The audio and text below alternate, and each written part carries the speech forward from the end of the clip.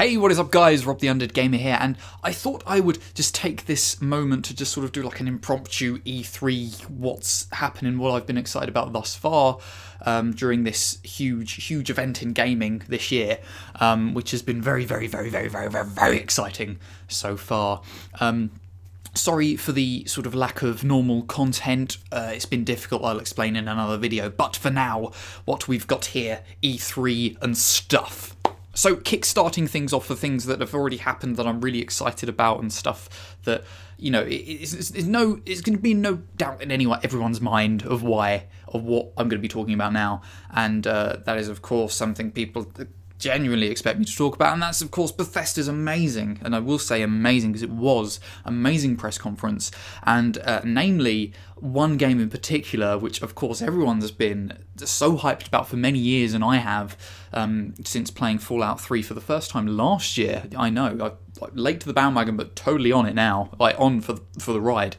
But Fallout 4, which, you know, really has had its first proper sort of showing. It's proper, not its announcement, but it's its first proper thing with really seeing and understanding like what is coming to Fallout 4 this year, which is amazing. So obviously, massive press conference. They showed a lot of gameplay, which was amazing. The facial stuff looks cool, the graphical style, you know, people were complaining it looks really downgraded or whatever, but I don't care. That's not the meat of the game. That's not why I play Fallout. That's not why I play any Bethesda game. It's to experience the world, and so long as it's immersive and it's Fallout, I don't care, and that's what it looks like it is. Of course, they're doing something really different with it, with sort of going back to before the pre-war, essentially, before it all happened, which was really interesting and amazing. It looks a lot smoother.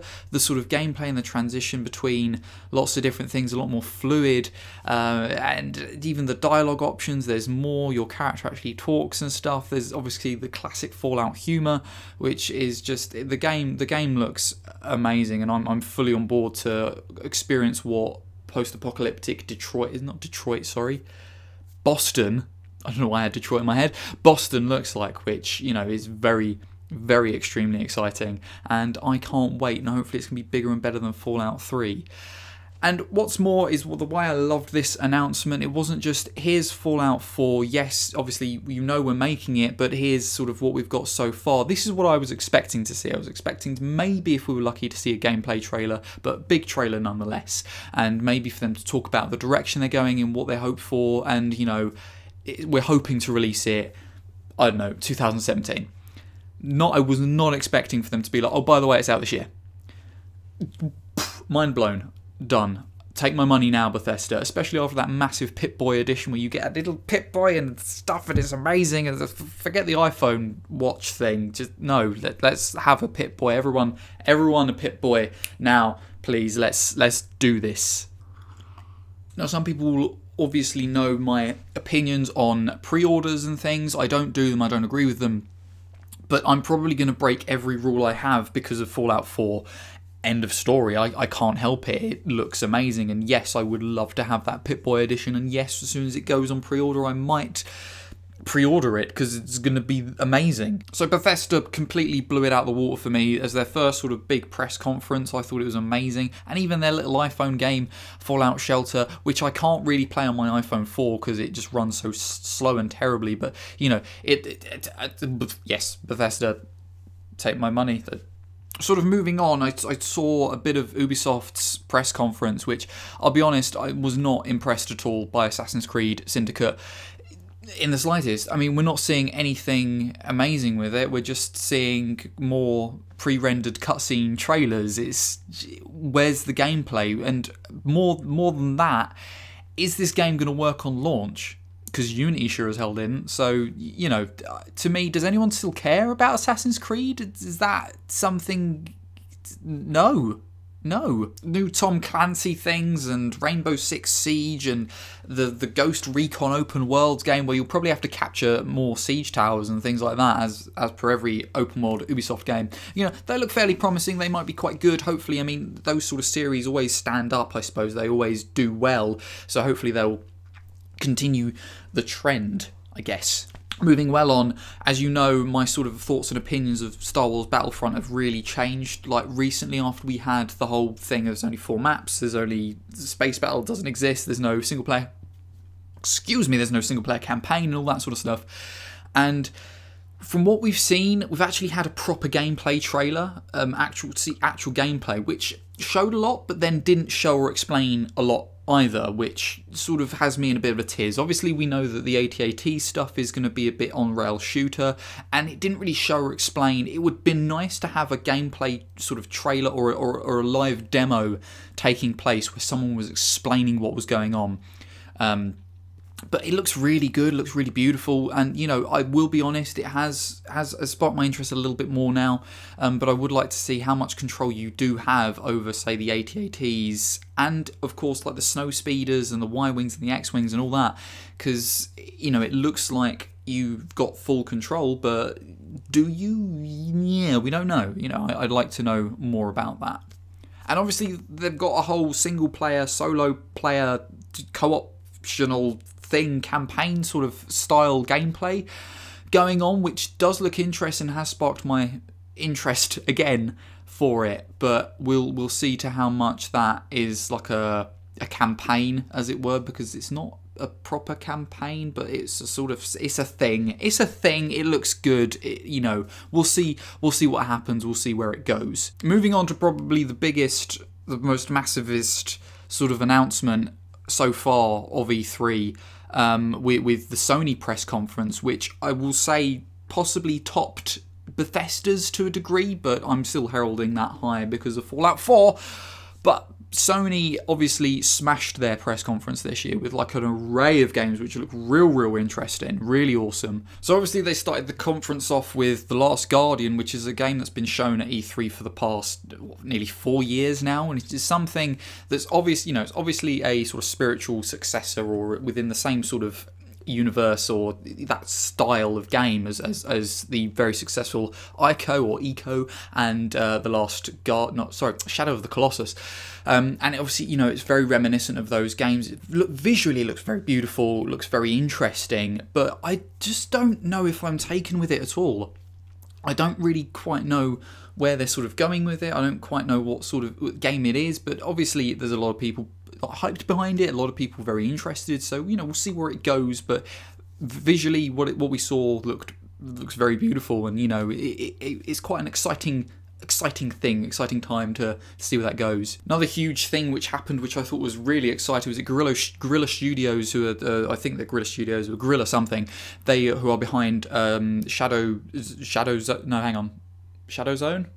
The Shadow, I don't know, Shadow Zone, I think Shadow Zone, the Nazi sci-fi game for PlayStation, Shadowfall, I don't know. Anyway, so they were there announcing like a completely new franchise, which, you know, is quite a massive departure from Shadow Zone or Shadowfall or whatever it is, and looks really interesting. Myself and Singularity Josh were watching the press conference and we were like, oh my god, blown away by, like, what is this? It looks very interesting. So you've got, it's Horizon Zero Dawn, which is like a sort of weird sci-fi fantasy crossover type thing where you've got robot dinosaur things, and it looks really good. I mean, I'm hoping it's like an action RPG. That's kind of what I'm hoping it is, because it looks like it should be. But as for just building an interesting and beautiful looking world, something that's set like 100 years or so in the future, hundreds of years in the future, where our civilization has kind of ended and then the new one has kind of sprung up, and it's what the world's been left with. So many questions, but it looks really interesting. Who are these, or what are these robot animal things? How are they about? What's going on? What's happened to the world?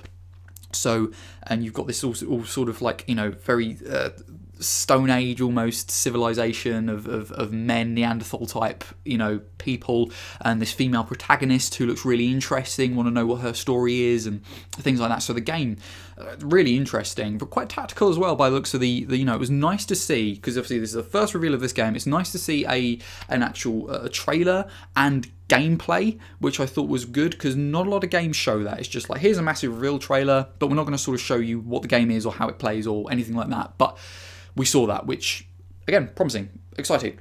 Looking good. Looking good. More. Want more. Not going to stay very long on No Man's Sky.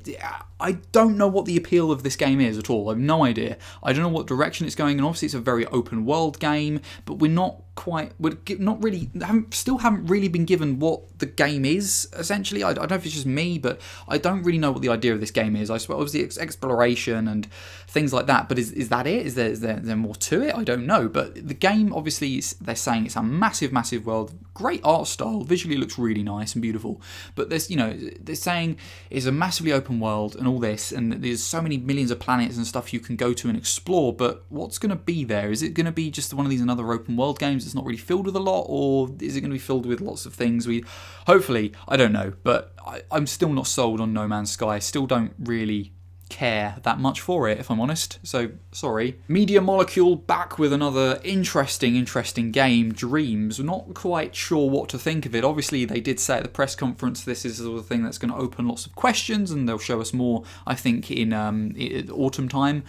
But we'll wait and see what that's all about. But it looks very interesting. Again, another Media Molecule game. They always look interesting. Little Big Planet, Tearaway, and no doubt will be something really good and innovative and interesting. So we'll wait to see what more on that is. But I'm not particularly excited for it, but just more interested to see what it is and what comes of it. Probably the biggest reveal at the Sony press conference was something that for nearly 20 years has been wanted, I suppose, or has been, it's just been an obsession. It's probably heralded as one of the best RPGs ever made, heralded as one of the best games ever made to some people, and that's of course Final Fantasy VII. Now Square Enix have announced that they're doing a proper remake this time, an actual full-on remake, which is very exciting for many people. I'm a little bit excited by it, but at the same time, I'm not holding my breath for it. I'm still waiting to see what happens. This could be something we don't see for another 10 years. This could be something that they just think, oh fuck it, we can't be bothered anymore. So we'll see where it goes. But hopefully it will deliver. Hopefully it will be just basically Final Fantasy VII, but with really nice, beautiful updated graphics for PlayStation 4. And hopefully as well for people who have not had a chance to experience Final Fantasy VII, this will be a great opportunity for them to pick it up and play it and feel awesome. But hopefully they just stick to what it was and just update it graphically and make it look beautiful. I don't want anything to change. Keep that combat system. Don't do anything to change stuff. Just remake. That's, it's exciting. We'll see where it goes. Hopefully they don't fuck it up. Please, Square Enix. Another huge announcement which got people all excited, and it's something that Naz Dragonheart on our podcast, monthly podcast, sort of hinted at, and that was of course Shenmue 3, which again I think is something that's always rumoured every year, a bit more of as a joke I think, as opposed to Final Fantasy VII I guess, which is always like, yeah, it's gonna be a thing, please be a thing. But Shenmue 3 has properly been announced now, and it's been kickstarted, and it's not even like the Kickstarter wasn't even out for hadn't even been live for 12 hours, and already it had reached its $2 million goal, which is amazing. So good luck to Shenmue 3. Hopefully they make it. Hopefully they don't fuck it up. And the developer, the creator behind it, I can't remember his name, my apologies, but was basically said at the press conference, this is for the old fans, which is awesome. So hopefully that lives up to the hype of what Shenmue 1 was, and Shenmue 2 sadly is a series I've never played, but is a series that I believe broke the Dreamcast. So but hopefully good luck to them. The only way is up. Yeah, Shenmue 3. Kind of moving on to Black Ops 3. I don't like talking about Call of Duty, really, because to me it's just never innovative. I mean, Advanced Warfare, I will admit, was innovative in some ways, but they said Black Ops 3 is going to be innovative, it's going to show Call of Duty in a new light and stuff like that, but it doesn't look like it. It just looks like they're doing Advanced Warfare, but with wall running and stuff. Like, there's nothing to suggest that, oh wow, that's amazing, so I suppose we'll wait and see. I don't care. Obviously, of course, as per always, they're announcing DLC for it straight away. So, buy your season passes now, because nice to see Disney Infinity get one round of applause from that one guy. And the guy that was talking about Disney Infinity with the Star Wars thing, he was super excited. I mean, like, that passion, don't lose that. Good for you, sir. But I didn't care that much for it. I mean, there's people that do, that's fine, but he was enjoying himself. So, Good for you, dude. And how about that Luke Skywalker? Battlefront, again, as I said, a little bit interested. let's see where that goes. Hopefully they don't mess it up because of the stuff and things. Of course, rounding off the Sony press conference and this video, in fact, which has gone on for far too long, and my apologies. Thank you for watching it. But Uncharted 4, still to this amazing. I'm still hooked on it. I still want more. I still hope that this game is amazing. It's Naughty Dog, you know, let's be honest, they're probably one of the best developers around at the moment. I've said it before and I'll say it again and I'll continue to say it until they massively fuck up, which I don't think they will.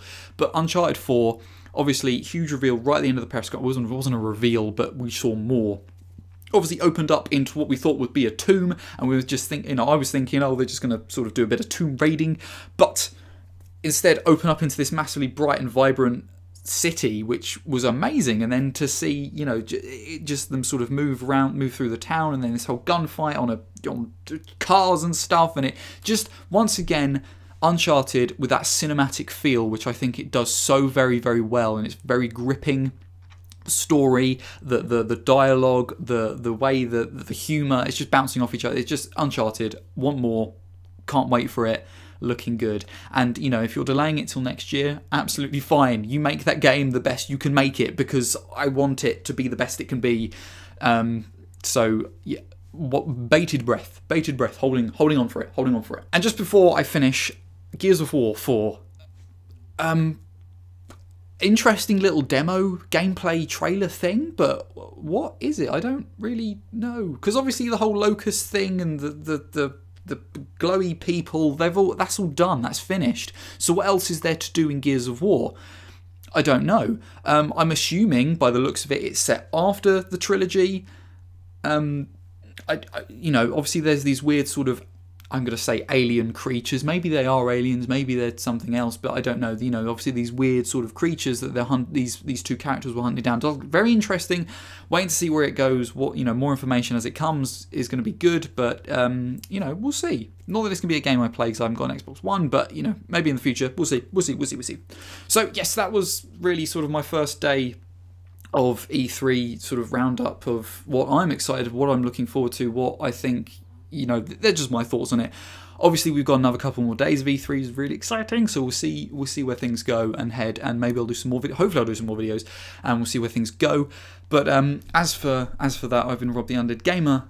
I hope you enjoyed watching this video and me ramble on and talk about what I've been excited for thus far about E3 2015. And I will catch you next time. Goodbye.